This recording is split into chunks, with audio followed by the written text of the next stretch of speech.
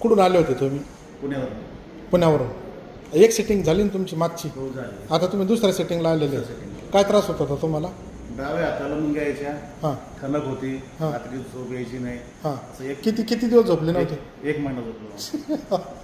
एक महिना नव्हते झोपले एक ना? महिना झोपलो नव्हतो. हां त्याला हात लावला नाही, कुणी चोळलं नाही, काय हां. नाही, काय हां. नाही. ते डॉक्टर सांगितले की बा चोळलं की अजून काहीतरी वाढत होईल, तुम्हाला चक्कर यायला चालू होईल हां किंवा काय होईल. मग ते मग थेरपीची सजेशन दिलं. हां. 10 दिवस आपण थेरपी केली, हां. पण थेरपीत जास्त फरक नाही पडला, 10% फरक पडला. आणि इथं आल्यावर? मग तुमचा मी व्हिडिओ बघितला होता, आमच्या बंधूंनी बघितला, मग मला पाठवला. त्यानुसार आम्ही तुम्हाला कॉन्टॅक्ट केला, हां मग तुमची अपॉइंटमेंट घेतली आणि त्यानुसार आलो. 8 दिवसापूर्वी आलो होतो. हां तर त्या दिवशी त्रास झाला, कारण ते मसल ताणले असतील त्यामुळे त्रास झाला, हां. पण परफेक्ट काम झालं. हां एक 70% तर त्या दिवशी तुम्ही गायब झालं होतं. हां हां म्हणजे जे हाताची ठणक होती महत्वाची, हां. ती गायब झाली.